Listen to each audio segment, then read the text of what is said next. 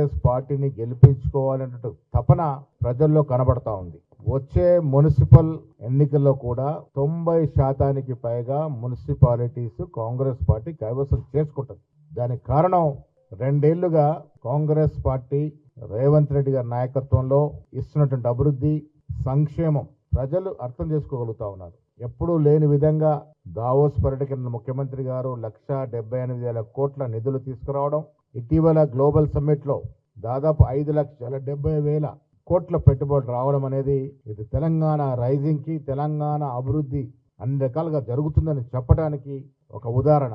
విద్యా వైద్యంలో నియోజకవర్గానికి ఒక ఇంటిగ్రేటెడ్ స్కూల్, రోడ్ల విస్తరణ, వ్యవసాయానికి సంబంధించి కళాశాలలు, విశ్వవిద్యాలయ ఉపకులపతుల నియామకము, పిహెచ్సి ప్రైమరీ హెల్త్ సెంటర్ నుంచి నిమ్స్ వరకు పరిపూర్ణంగా ప్రక్షాళన చేసి వైద్య శాఖని అభివృద్ధి చేయడం, ఒకవైపు స్పోర్ట్స్ కి నిధులు ఇవ్వడం, రకరకాలుగా తెలంగాణ రాష్ట్రం గతంలో ఎప్పుడు లేని విధంగా అభివృద్ధి చెందుతా ఉంది. కేసీఆర్ గారు ఇచ్చినటువంటి అప్పు 7.5 లక్షల కోట్ల అప్పులో కూరుకుపోయి ఉన్నప్పటికీ కూడా దాన్ని అధిగమిస్తూ ముఖ్యమంత్రి గారు, ఆర్థిక మంత్రి గారు అందరూ కూడా సమిష్టిగా పనిచేస్తూ ముందుకెళ్తున్నటువంటి తరుణంలో మొన్న జరిగిన సర్పంచ్ ఎన్నికల్లో దాదాపు 70% గెలిచాం. కొన్ని చోట్ల కాంగ్రెస్ అభ్యర్థులే అధిక శక్తులు పోటీ చేయడం వల్ల అక్కడక్కడ బీఆర్ఎస్ పార్టీ కొంత గెలిచింది. దాని వారేదో మాకేదో చీగుడుస్తుందని చెప్పుకుంటా ఉన్నారు.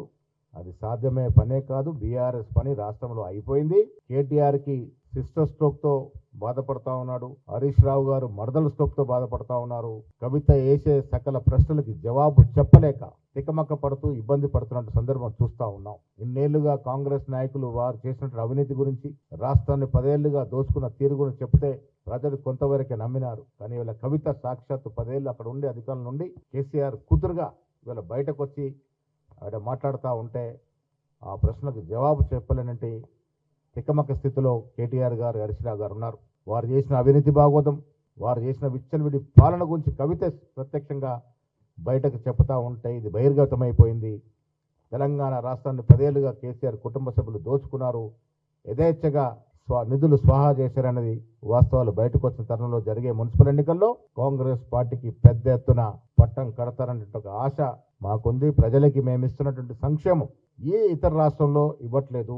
సన్న బియ్యం అనేది ఒక చరిత్రాత్మక కార్యక్రమం. దేశంలో ఉచితంగా మహిళలకు బస్సు అనేది కర్ణాటక, తెలంగాణ రాష్ట్రంలోనే ఉంది. మహిళలు స్వేచ్ఛగా స్వతహాగా బస్సులో ప్రయాణం చేసుకునే పరిస్థితి. వాళ్ళు ఇందిరమ్మ ఇళ్ల పేరిట ప్రతి పేదవాడికి ఇల్లు ఇస్తా ఉన్నాం. ఎక్కడ పేదవాడు అంటే ఇల్లు లేని పేదవాడు లేకుండా చేసే విధంగా రేవంత్ రెడ్డి గారి ప్రణాళిక నడుస్తూ ఉంది.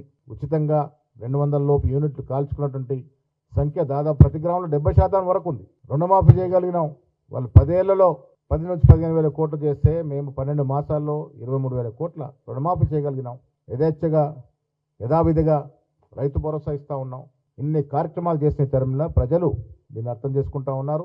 మున్సిపల్ ఎన్నికల్లో కూడా కనీసం 80 నుంచి 90% సీట్లు మేము గెలిచి తీరుతాం.